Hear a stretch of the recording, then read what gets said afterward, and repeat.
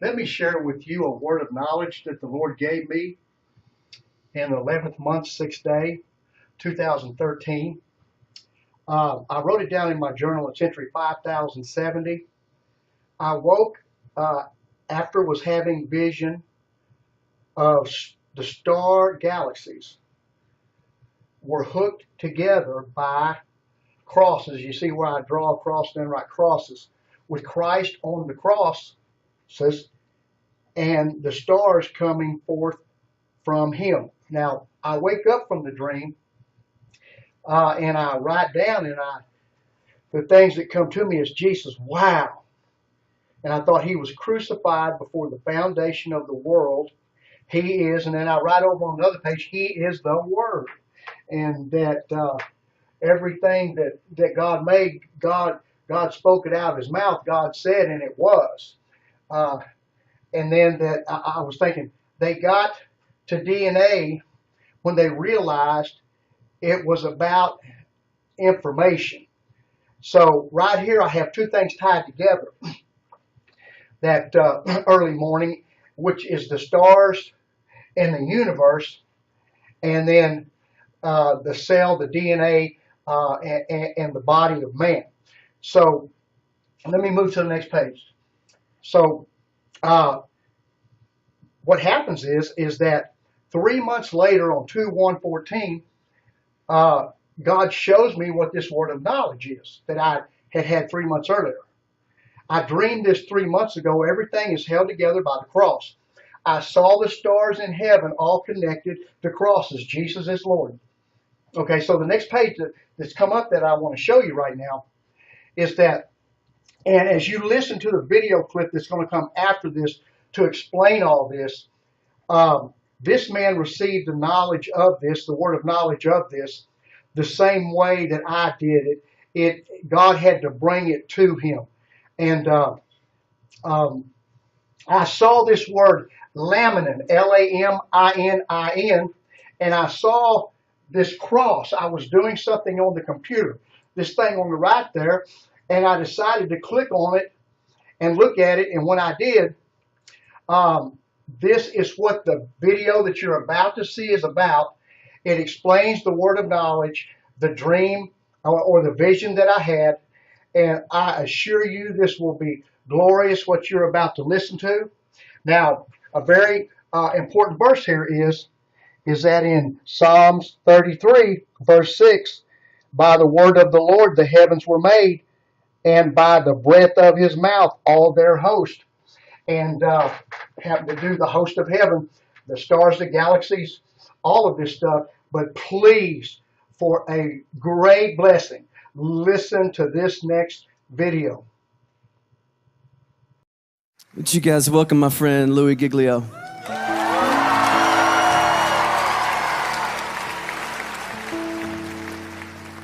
You guys can have a seat. Thank you so much. Man, what a great confession.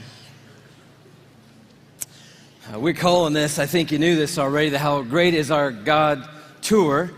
Not just because God has given Chris this phenomenal song that circled the globe, but we're calling it the How Great Is Our God Tour because we are here tonight worshiping a God that is far beyond anything we could ever dream of or imagine. We are here tonight to worship a huge, massive God of grace and glory.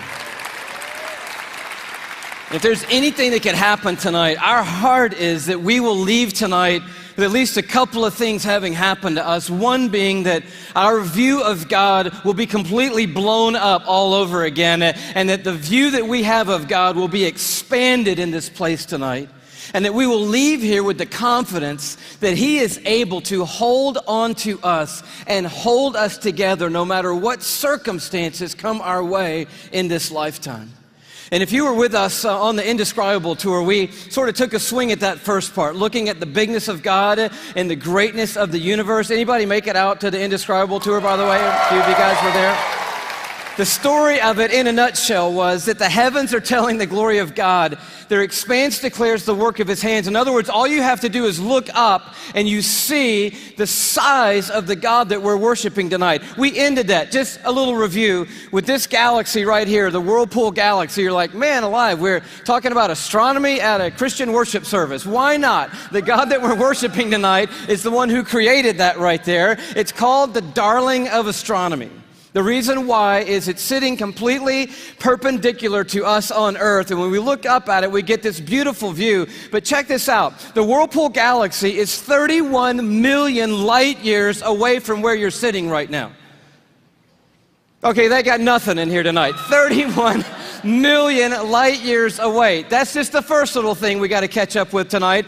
By the way, the story opens like this. In case you forgot, in the beginning, God created the heavens and the earth, and he said, let there be light, and there was light. And that was a phenomenal moment when that happened, because light came out of the mouth of God traveling 186,000 miles a second. That's how fast light is traveling through the universe. And so a light year, therefore, is how far light travels in 1 year, and I'll do the math for you. It's 5.88 trillion miles is a light year. So as we talked about before, when you start to get around in the neighborhood of God, the mile is not going to help you. The yardstick, the ruler, the tape measure, these things are of no value in the universe that God has made. We're using a ruler called a light year that's 5.88 trillion miles long. And if you'd like to go to the Whirlpool Galaxy, be my guest. All you have to do is multiply 31 million, that's how many light years it is away,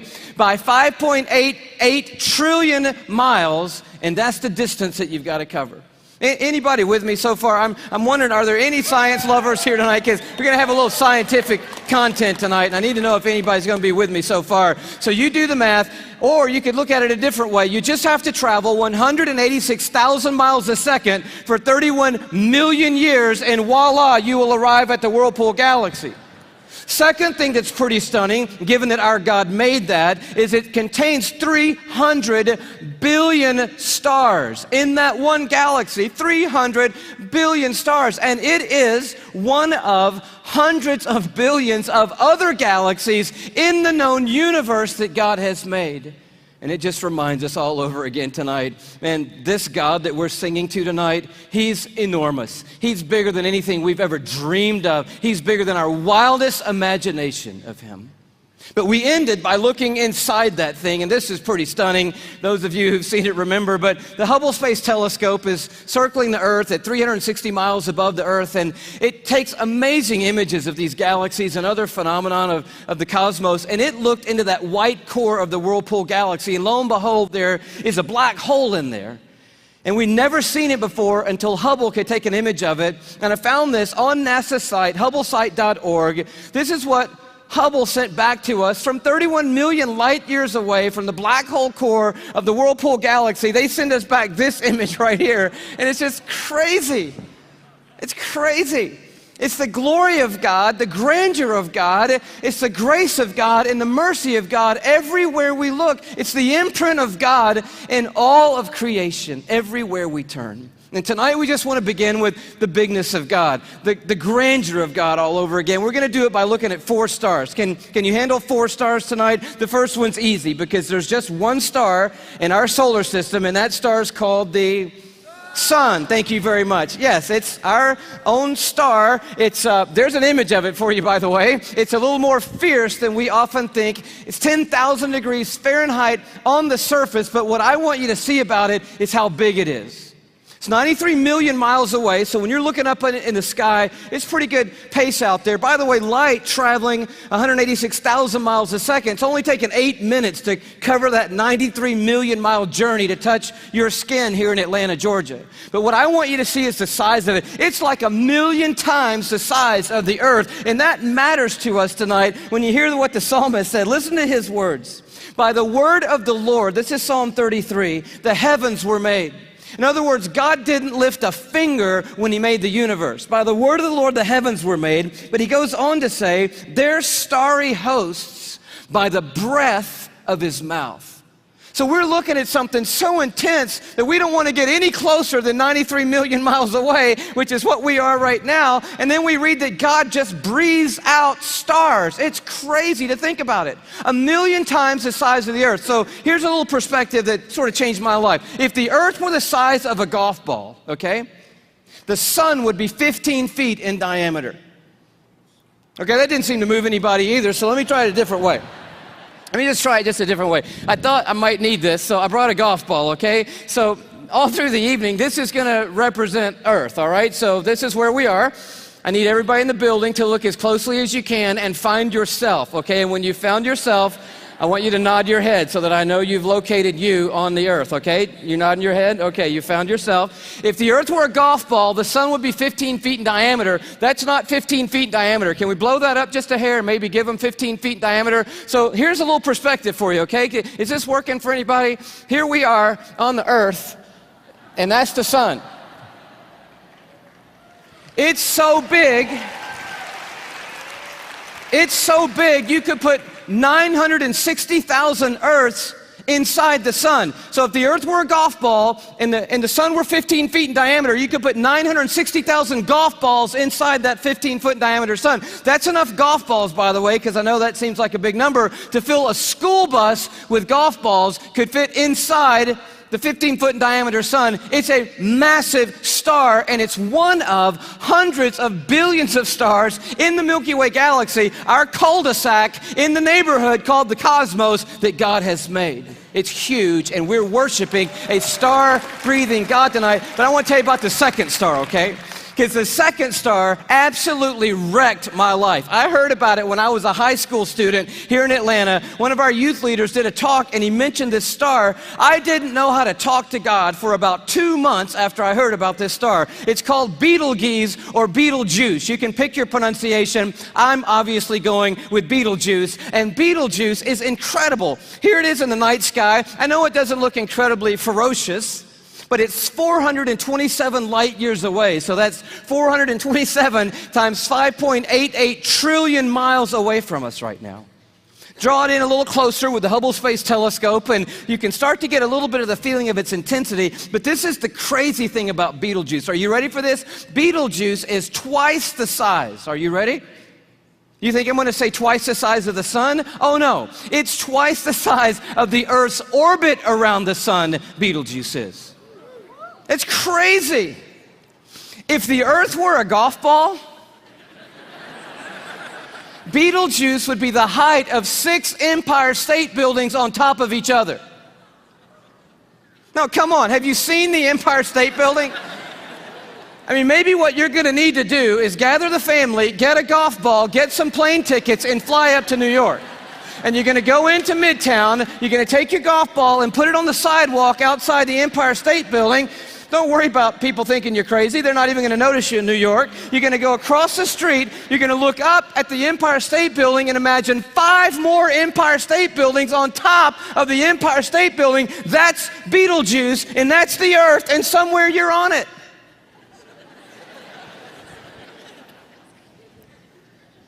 You could fit 262 trillion Earths inside Betelgeuse. So if the Earth were a golf ball, that would be enough golf balls to fill up the Superdome with golf balls. 3,000 times.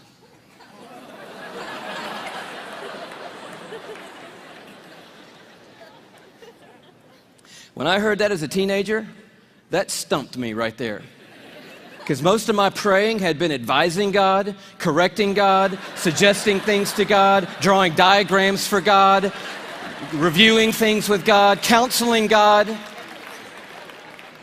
The third star, can you go a little bit bigger with me? The third star is called Musifi.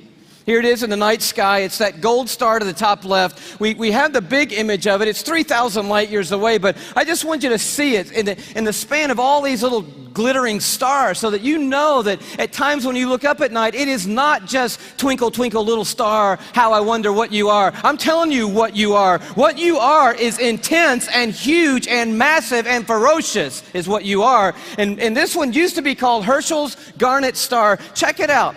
If the Earth were a golf ball, Musifi would be the width of 2 Golden Gate bridges end to end. Apparently, you're going to need to go from New York to the West Coast. Go to San Francisco with your family and your golf ball. Place your golf ball at the beginning of the Golden Gate Bridge. Go across the bay into Oakland to a high place where you can see the entire Golden Gate Bridge. Another second Golden Gate Bridge will be in your imagination. Span all the way back the 2 Golden Gate Bridges to the very beginning and find your golf ball over there. That's the Earth, and somewhere you're on it. One of the stars in the Milky Way galaxy. It's so big you could fit 2.7 quadrillion Earths inside this one star. Thank you so much. Where have you been all night? Now, quadrillion we have not talked about, and I need to explain this just briefly because I don't know about you, but I do not understand the national debt or any numbers bigger than about $875.28. I get that number. Go bigger than that, I don't know. But you need to understand a quadrillion, okay? Because this star is crazy big. A quadrillion, let's do it this way. Everybody knows a million, right? How many of you know what a million is? You can kind of get your head around a million. Everybody? All right.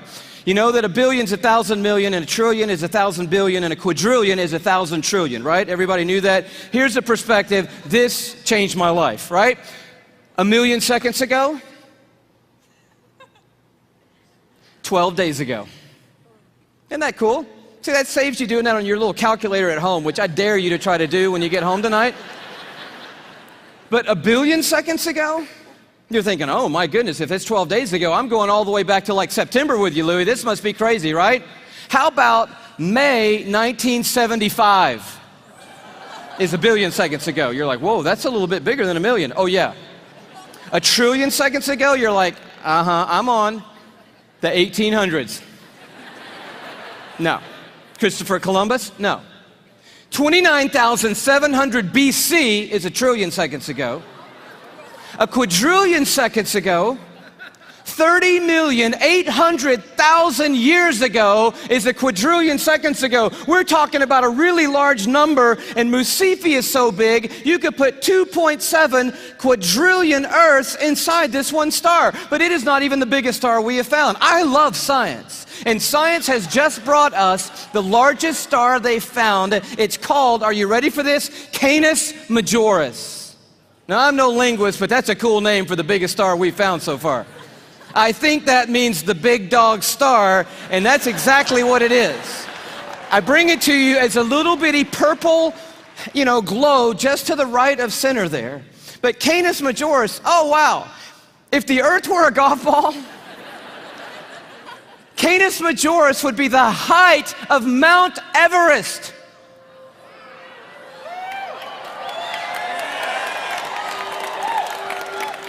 Thank you. You just saved your family plane fare from California to Kathmandu, Nepal. Almost 6 miles above sea level, the highest point on the planet, and I just dare you to get up there and unzip the parka and pull out your golf ball.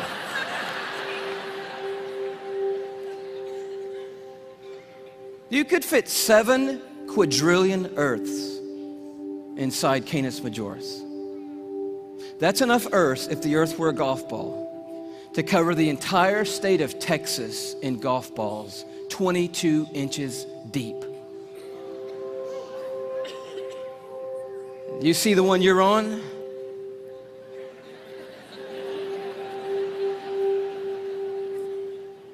Maybe this will help a little bit more. This absolutely blew my mind.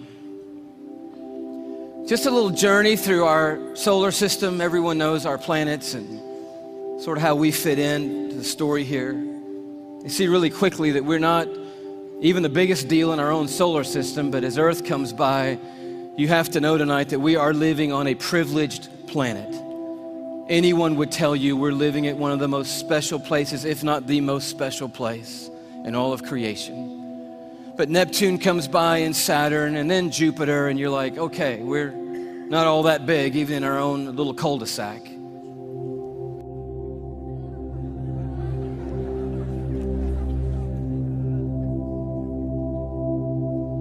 I just noticed the blue dot fading away is not the Earth. That's Neptune. The Earth has gotten too small to see anymore. Sirius comes by. Little plug for satellite radio. Not the biggest star, but the brightest star that we have found so far. Pollux, which we didn't mention. Arcturus. Such a beautifully named one, Regal. But then the one that messed me up.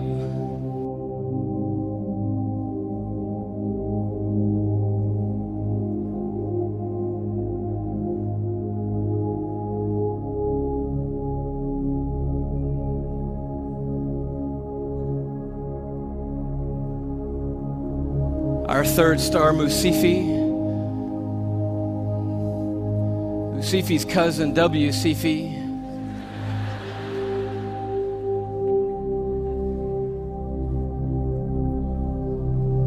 And Canis Majoris.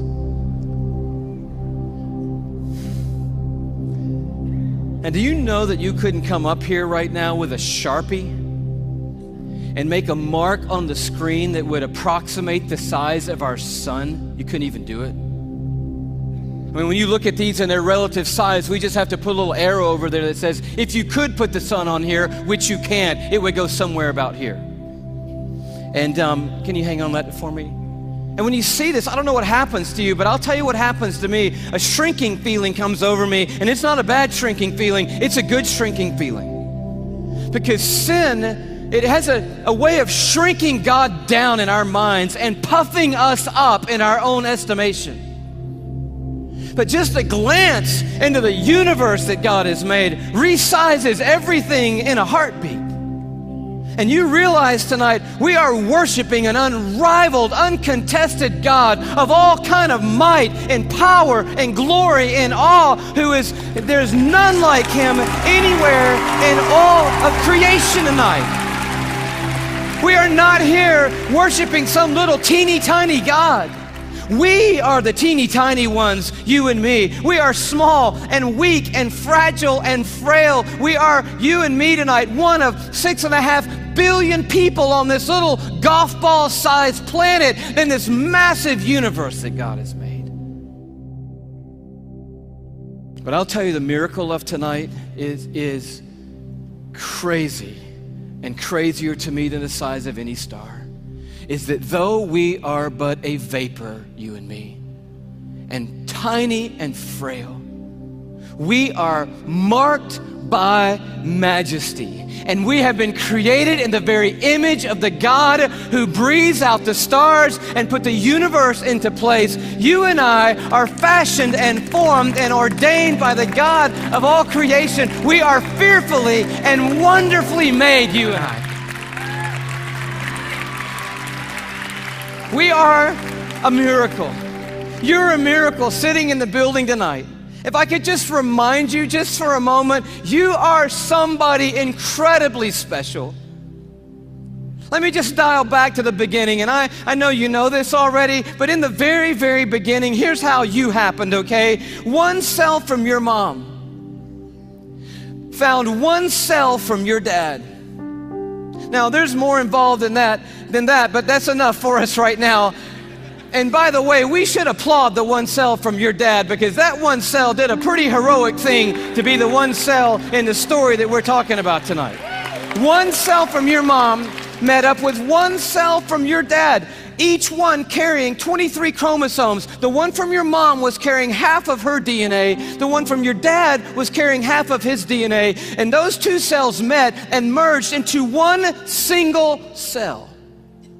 And when they did, those chromosomes matched, and they began to form together a brand new DNA code. Using 4 characters, 4 nucleotides, they begin to write out what we have now discovered is the 3 billion character description of who you are, written in the language of God. They wrote out your DNA, your human genome of 3 billion characters made up of those 4 simple nucleotides. And when they did, they described who God had ordained you to be. In that one little simple cell.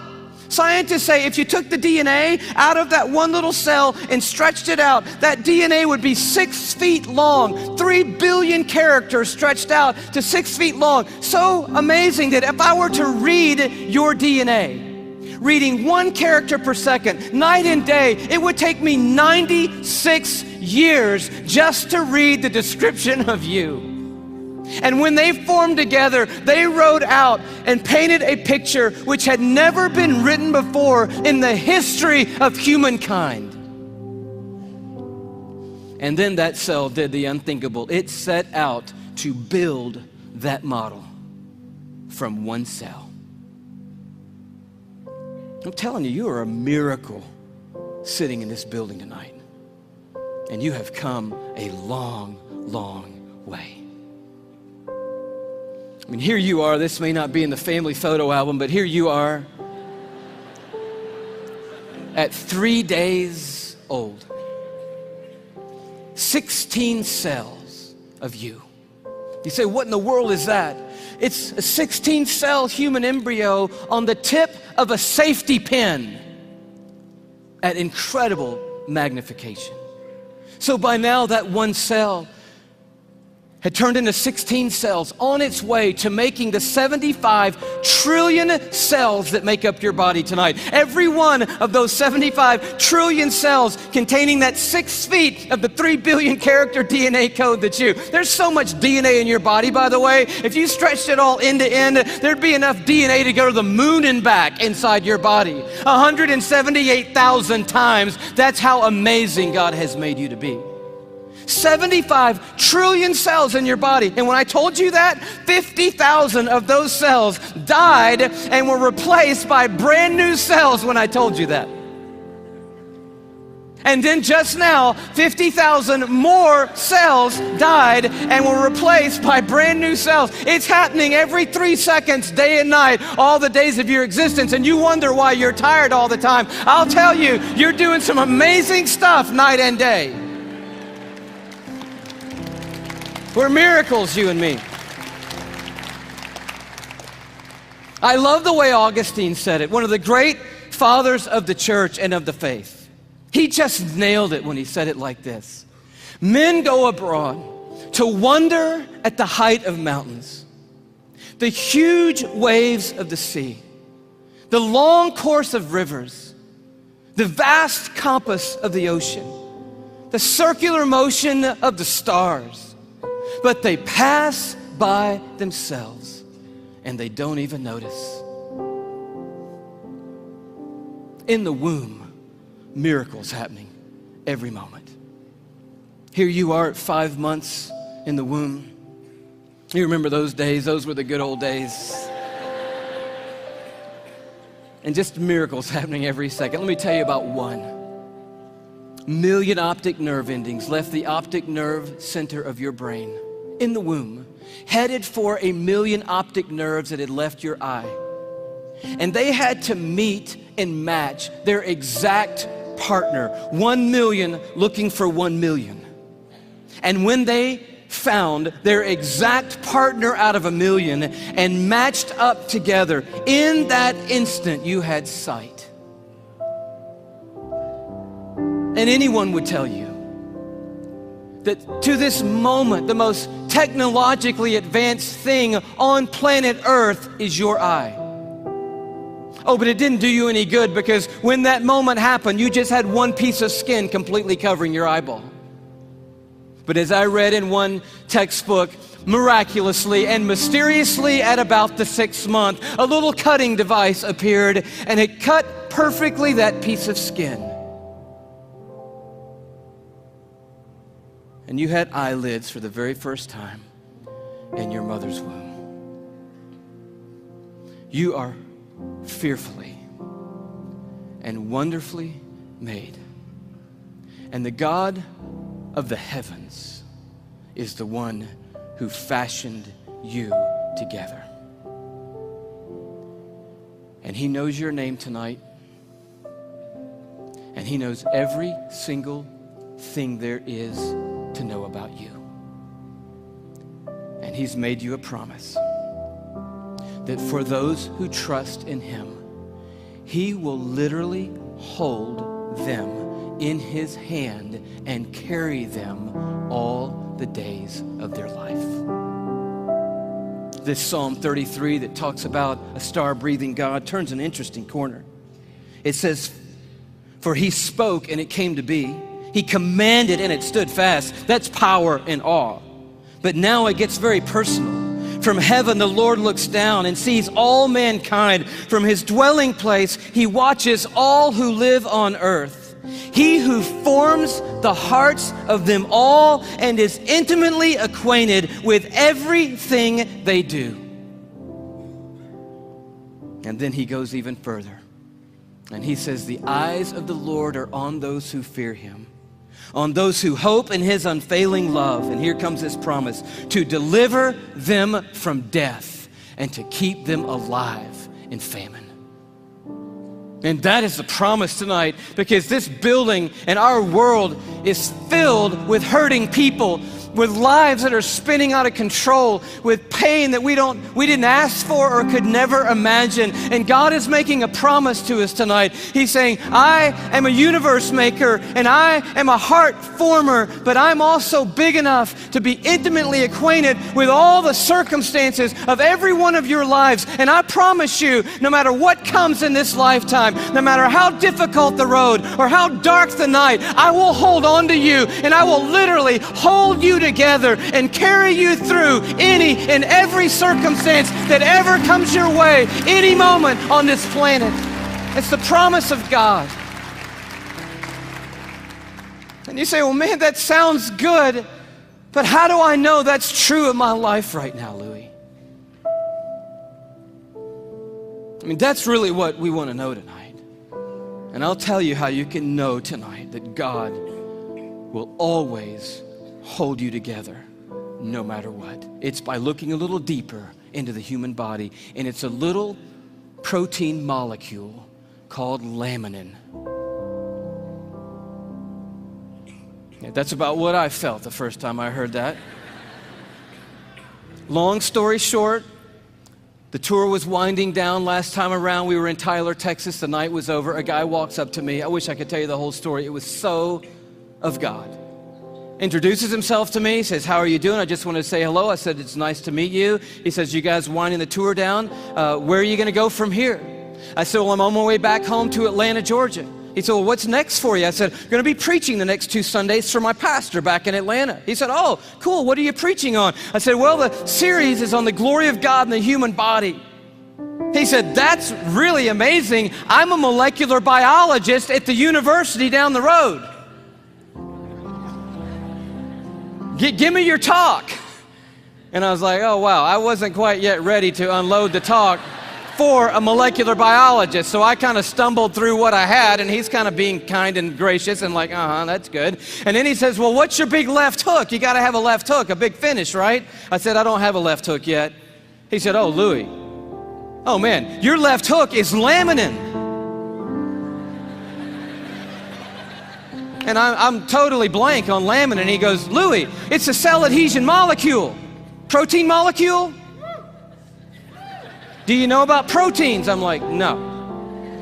He said, "Louis, cells organize into certain molecular structures, and that determines what protein there are. There are between 10 and 60,000 proteins in the human body. We don't even know how many proteins are in the human body. But one of them is a cell adhesion molecule. It's organized into this certain structure, and that tells the cell what its job is in the body.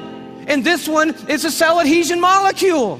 And I'm like, "All right." He said, "No, Louis, it's like the rebar of the human body. The steel they put in the concrete when they lay the foundations of things, it's that stuff. It's holding your membranes together. It's the glue of the human body, Louis. It's laminin. You got to tell them about laminin."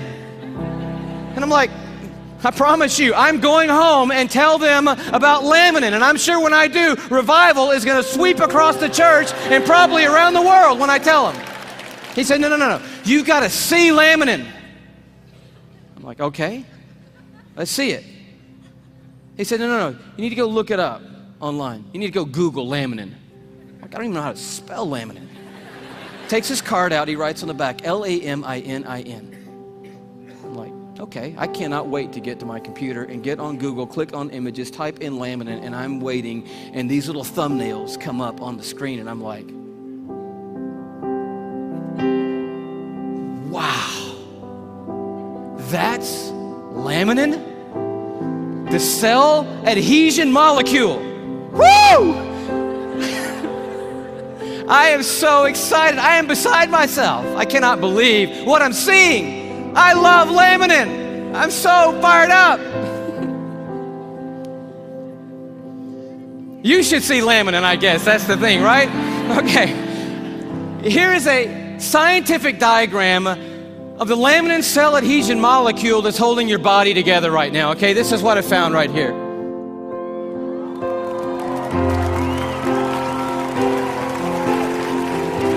No, come on, that's crazy. That's just crazy. I just can't believe it. I emailed that guy back so fast, I'm like, wow, wow, wow, wow, wow, what in the world? He said, you want to see an actual laminin molecule? I'm like, oh no, man, the diagram was cool for me. I'm happy with that. Don't bother sending anything else. I'm like, yes! And he sends me this image, an electron microscopic image of an actual laminin protein molecule. It looks just like this.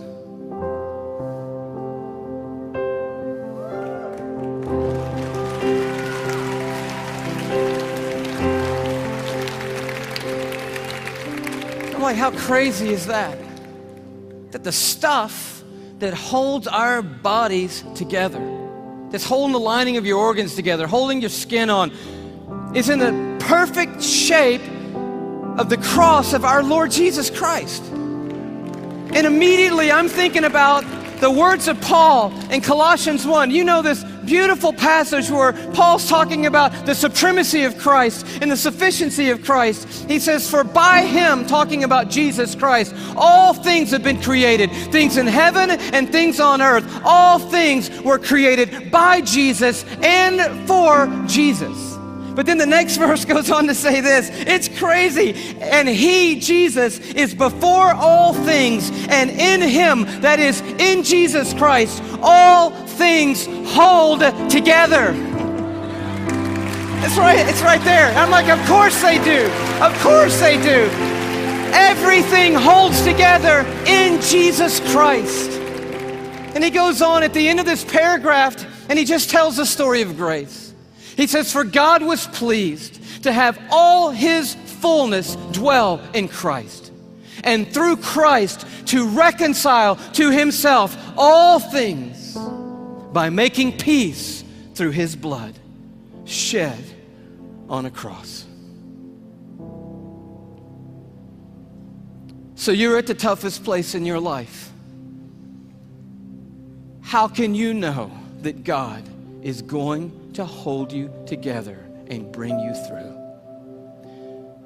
You know, because there is a cross standing over history, and it is looming over this building tonight. It is the place where the star breather became the sin bearer, where the universe maker became mankind's savior. And it is proof that God doesn't always change the circumstances. He did not change them for Jesus on that hillside outside Jerusalem. But the cross is also proof that God always has a purpose in the circumstances, and that his purpose and his plan will prevail and will triumph through any circumstances in this world.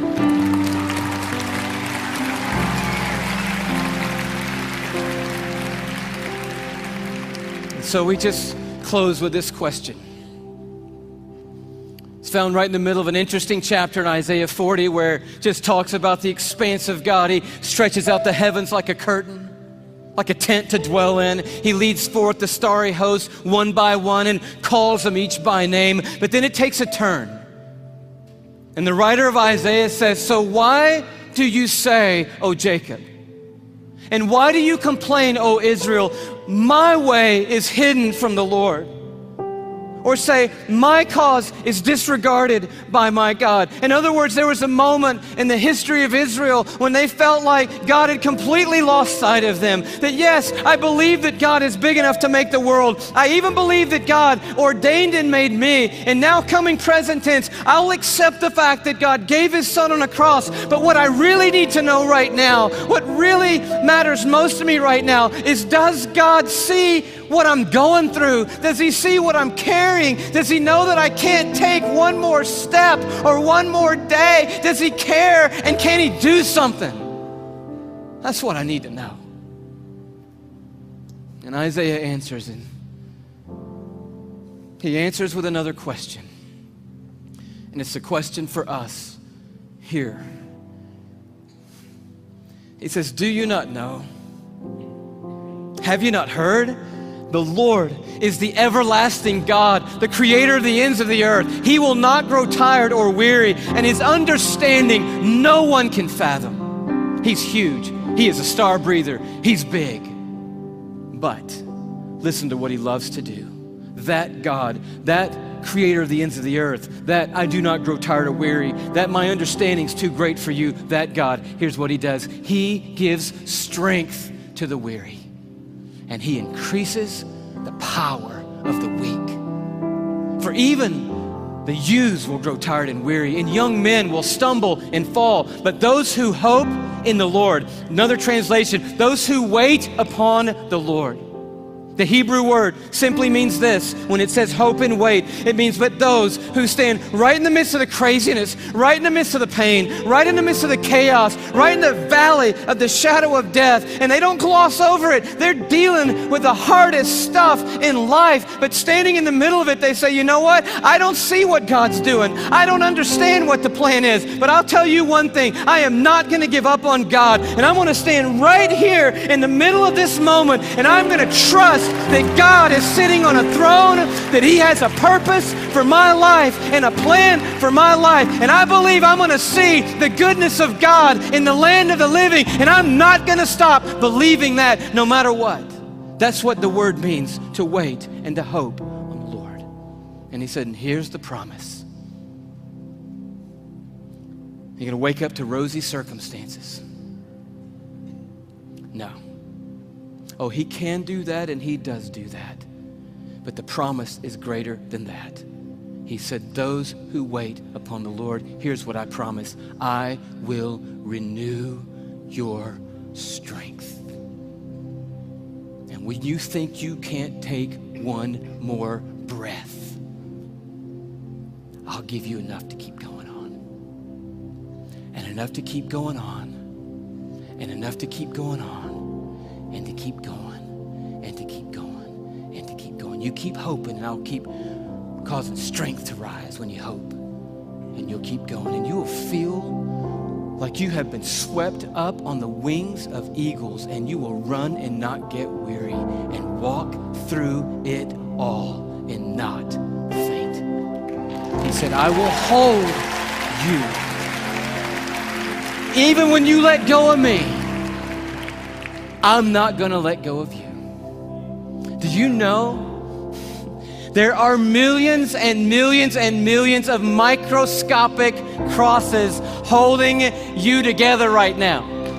And one giant, glorious cross of Jesus Christ that's holding every one of us that's trusted in Him onto the Heavenly Father, and holding the Heavenly Father onto us, and it's going to keep holding us onto Him, that cross, forever and ever and ever and ever. We will never not be carried by the strong hand of a universe-making God, and He will bring us through. That is the promise of the everlasting God. Amen.